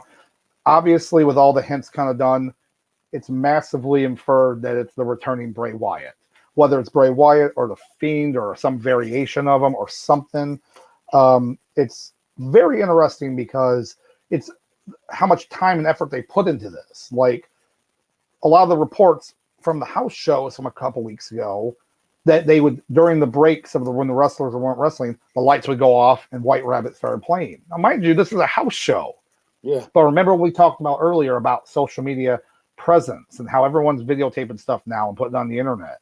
They know that. That's why they're doing that. Testing and waters. They're testing to see how it works. So then they jump to, TV and the promos, just for a little bit, like the one promo was a Hangman, and then it had one leg. And then at first I'm like, oh God, not Hangman Page. No, I'm just kidding. But, and they all very much seem like Bray Wyatt-esque. But the funny one happened just yesterday on Raw, where the promo package came up and had the number 40701. And we were actually, we just got the news, and I immediately was like, okay, looks like a zip code. Let's pop it in. And it brings up a small city called Corbin, Kentucky. And I mean, Corbin, Kentucky is a very small city, not much there. So I jokingly was saying, oh, well, Happy Corbin's got a new gimmick. But when you actually look more in depth about it, apparently there is a company that's in Corbin, Kentucky called White Rabbit Records. White Rabbit Records. It's a recording studio that also sells like vinyl, records as well. But they're called White Rabbit Records. And after they were kind of they seen themselves on with the zip code and everything, they changed their website to put a QR code to then on their site to send them to buy merch from their store, because they're very smart. To piggyback off I bet they looked at their website and said like, holy crap, where are we getting all these hits from? Because people are, what I'm saying? So whether they're actually a part of it or not, or if it's just like the name, it's pretty cool, and it reminds me of back in the day, the show Lost, one of my favorite shows. They used to do, and this one, we're talking about 2005, 2006. and so on. Before social media was even like a thing, Facebook just came out. Yeah. They did an awesome ARG, with the augmented reality game, where it was. I mean, you would go to these websites, it takes you to another site, do these puzzles, and real life thing. It was really cool, and that's what this reminds me of. It reminds me of like everything now is websites and Twitter accounts and QR codes and such. But yeah, all I know is if someone else had said something about possibly something happening at Extreme Rules. I don't know. I hope they don't do it too long, because the longer they do it, fans will start dropping off on it. We'll still be happy to see Bray Wyatt if it is him coming back, but I just sooner than later. Maybe let's get him back here and see what happens. But it was that made me smile a little bit when I saw the promos, because it kind of brought it back to the old school, Wyatt promos. Trying to see here. Oh, but as far as I was gonna say, as far as Bray Wyatt, like a lot of people thought he was gonna show up, last week on SmackDown or not. I was like, me personally, I think it's not gonna be until a pay-per-view, or they either you'll see him at Extreme Rules, or they'll cut kind of like how they did that weird Edge promo. Yes. Yep. They could cut like an extensive promo at the end of the pay-per-view, or sometime during the pay-per-view for him. As far as to really like get that hype really, really going. So that's actually a great idea too. So my question, real quick, do you think he comes back as the Fiend Bray Wyatt, or as Firefly Bray Wyatt, or the Eater of All Worlds Bray Wyatt? It's a good point. I don't think he'll come back as like his original, Firefly gimmick. I think it might be like the Eater of Worlds gimmick. I don't believe the Fiend's coming back, in my opinion. I mean, if the Fiend came back, I'd be surprised. Or again, it's an amalgamation, like where it's kind of like both of them together in a sense. I don't know. I just feel like his original promos were always so good on their own. Yeah. So, because remember, at that time, he was one of the only wrestlers that actually got to write his own promos. So that was and look how good they were. Yep. Coincidence? I think not. Yep. But we'll see. We'll see what ends up happening on that. But also, one other fun thing about that Corbin, Kentucky. Apparently, they have it's a small city, so they have one big hotel there, and it's the Wyndham Hotel, which is his real first name. Yeah. So, which I know the Wyndham is it's a big hotel chain, but come on, it's ridiculous, like the coincidence on that, So when I read that, I kind of laughed about it. But they did say one thing though too, is possibly on SmackDown, if Happy Corbin has a match, you're going to see another promo during it because of the whole Corbin, Kentucky reference. So if that does happen, then that's a very kind of meta thing to do, like how they're doing these promos and piecing out where they're going. Because the last promo I had like a thing with Patricide, and they played the promo during Dominic and Rey Mysterio's like altercation on Raw. So I thought like, I see what you're doing there. So I wonder if when Bray Wyatt comes back, do you think Corbin's going to be the first opponent? I don't know. It's hard to sell on that. I don't think so. I mean, because it really depends on the other rumors that they were saying. Remember, like I know we talked about the one rumor that the Firefly House Club people, this little puppets, were going to be like Braun Strowman, Karrion Kross, Scarlett Bordeaux, and and Bray Wyatt, of course, right? I think that was it. Yeah. So it's like that would be like the group, Yeah, which to me doesn't make sense. It doesn't make sense. I think someone's stretching on that. They're stretching a little bit on that, but Because there's no way I don't see Karrion Kross being part of a faction. No, especially now since they're giving a great push, a singles push. Yeah. Yeah, no. I like the theories though. As a wrestling fan, it's always fun. Oh yeah. That. But yeah, it's cool. But unless you have anything else on that, I'd say I'm good as far as on Wyatt. Until we figure out more stuff going on. We'll see him. We'll see him when we see him. Yep. But moving on in the news, which was kind of cool, I seen that that John Cena actually got the Guinness Book of World Records now for the most Make-A-Wish Foundation wishes, which we as wrestling fans already kind of knew he was already up there on that. But he has twice as many as the next closest person. So it's it's remarkable. It really is. And like I think you had a statistic about that too, about how many. Because I want to say, I was watching. I was listening to a radio show. I think they said he did about 650. Yep. And it comes out through 20 years. I believe it averages about, I think, 3 visits a month. Yep. It's basically what it averages out to. So that's crazy. And that's dedication too. So, hats off to Mr. Cena right there. But I was thinking, I know I brought this up a few weeks ago, but who I think could beat that record? And I think she has a decent shot if she starts now is Bianca Belair. Yeah. Oh yeah. And she's already been doing a lot of stuff I've seen. Yeah. For different causes and everything. And I know WWE's got their Connor's Cure cause they do a lot of stuff for, and then they always have they have a whole bunch of stuff they work with. But yeah, WWE's always had a good relationship with these companies and nonprofits and everything. So yeah, be interesting to see that. It's always a good feel. It's always good to feel good for that. And I was thinking about, and it got me thinking about Bianca Belair. I know I always looked at her as like a female Cesaro that actually has good mic work.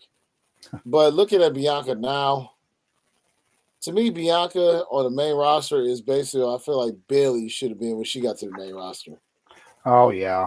No, that's a good point. I mean, they brought her up, and then they're like, cool, you're here, and you're champion. It's like, but why? why would you, Yeah. And I don't know. I don't have an answer for it. They wanted the belt on her so quickly, and then just to take the belt off. Yeah. I wasn't a fan. But I'm just thinking about Bianca, like how the kids love her, especially little girls love her, and she's doing all like the charity stuff thing and outside the ring or not. And I was just thinking, I'm looking at her and I'm like, this is what Bayley was supposed to be. Yeah. But hey. I say the scenario could happen to a better person as Bianca. So, oh yeah, that's for sure. One other thing I just saw too. Oh boy, and I read this and I told you about this, and it makes me upset, but it is what it is. Ric Flair did some interview. No. And he said. He said that he wants to continue wrestling and he will never retire. So, mind you, this man has already retired 3 times at least. One grand retirement at WrestleMania, one semi whatever from TNA, and this retirement, this last match they had with NWA, and he barely got through that match. Yeah, he said got through that match, man. Because he said he blacked out like multiple times during that match. Oh, I'll tell you what, if I'm booking Ric Flair's last match, who I got, who's gonna give him his last match if it was me booking? Nick Gage. Nick Gage. My gosh. Nick Gage. That really will be his last match on this planet. Yep. I'm telling y'all. If Flair want that last match, let Nick Gage give it to him. Oh my gosh. Yeah, so I had to say it once I read that. I said, look, oh Lord, if we had talked about it before and on our first podcast, and we'll be doing podcasts into next year, and I'll be like, hey, in his next last match again, he's already had like 3 since then. But we'll see. Let's hope nobody takes him up on the offer. I think now that's what's going to happen. Is the communities are going to go to everyone and say, do not wrestle. Listen, dear internet, for those who are watching this, we need to put it into existence. Somebody needs to convince Ric Flair to wrestle against Nick Gage, and this will truly be his last match. So, oh my gosh, that's all I'm saying. Oh God, I'm going to cry. Listen, I just wanted to manifest it in the universe, and I just wanted it to happen. Oh God, yes, that make it happen. But to kind of round it out for at least for this week, some other news that popped up just a couple days ago, and it made me laugh. So I just have to bring it on here. Is so apparently Teddy Long, all these wrestlers started mass tweeting about the fact that they were getting blocked by Teddy Long, with Theodore Long, and it got to the point where there was like dozens of wrestlers get upset because, well, Teddy Long has blocked me, but blocked me, and it became such a huge thing. Mind you, he never said anything. So what happened was a lot of people were assuming that he was hacked. He's hacked by someone, and then finally he did an interview.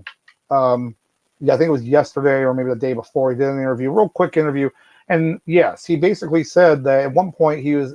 I think he says Instagram years ago was hacked, and they whatever fixed it or not, and he just assumed. He's kind of like one of the, I can already tell he's got this account for business reasons, for like appearances, but he doesn't really do anything with it. He's not really. So it probably got hacked for that reason, and he that's what he said. He said, "Look, I didn't block anybody. I didn't do any of this stuff. I don't know. I'm sorry. I don't know, player."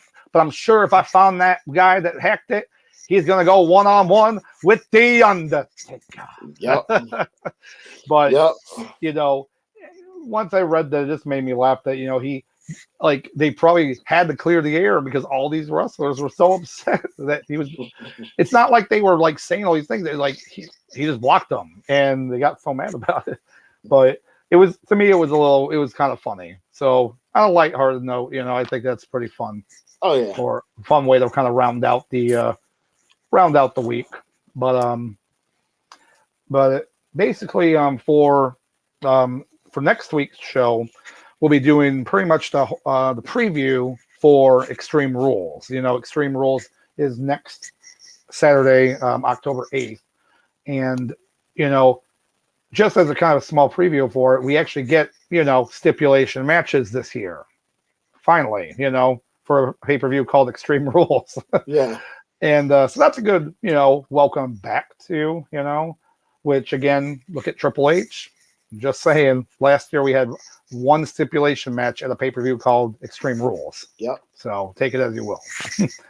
But yeah, we'll be talking about that pretty much extensively. And also I think we'll talk about maybe just previous Extreme Rules and One Night Stand as it was before they changed the name to Extreme Rules and how it kind of evolved from there. But pretty much that's pretty much what I've got today. I mean, was there anything else that you wanted to talk about, Sauce? There's one thing I want to talk about, and that's this week. This week's Heat of the Week.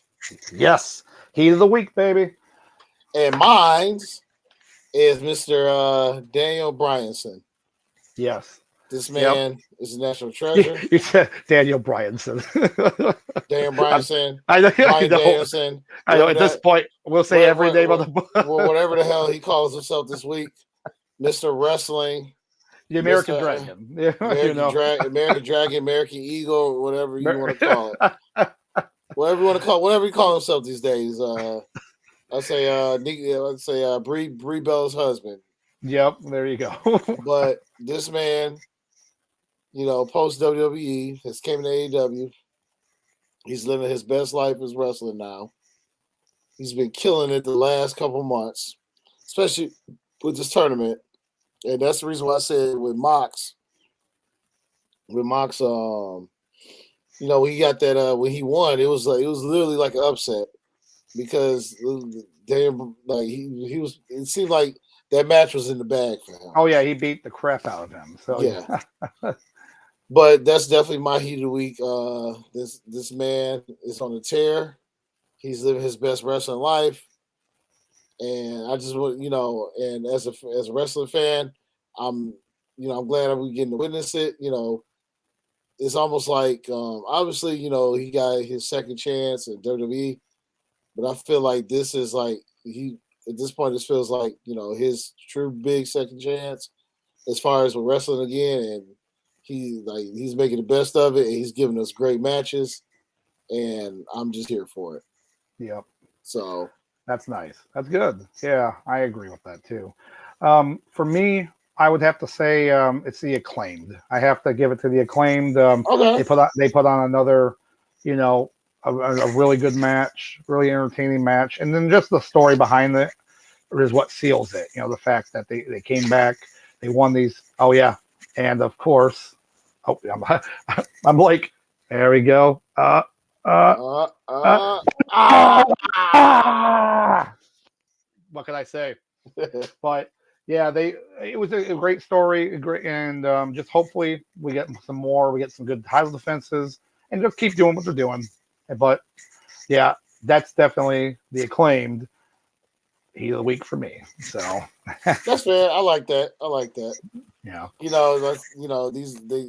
They're getting better and better, and I'm here for it. So one day we will put them in the same category as the Young Bucks, New Day, just a couple of current, great tag team greats right now. So, yeah. Oh yeah, that's for sure. For sure. But yeah, like I said, another great show, another great week in wrestling. Obviously some weeks are always gonna, there might not be some stuff going on, or there's a lot of stuff going on, but it's always entertaining, and that's what we're here for. Again, we're two boys from Michigan, just shooting it about wrestling with you guys. That's all it is. That's what we like. Yep. But hey, like I said, Sauce, you don't got anything else? I know I could talk all night long, but hey, we gotta save some for next show. That's all I gotta say. It's funny how you tapped your wrist, because I'm thinking the same thing now. I'm tapping my wrist and I'm thinking about this Taco Bell that I'm about to eat and seeing Philip, it's clobbering time. I'm thinking about this Taco Bell right now. You're like, I'm gonna grab a taco right now. Oh, that doesn't it doesn't work. But yeah, so thank you for everyone that tuned in to the watch and everything. And like I said, next week we're gonna be going over Extreme Rules, the preview for that, and always more. We always have something else to talk about. And yeah, like I said, guys, thank you again, and always remember to try to like, subscribe, comment anything. We like to answer anything on there. But we'll catch you next week. I'm Dr. Love, and of course, this is Sauce Bronson. And we'll catch you next week, my friends. Hey, once again, appreciate y'all for taking time to listen to us. Y'all take care. Hey, y'all be good, okay?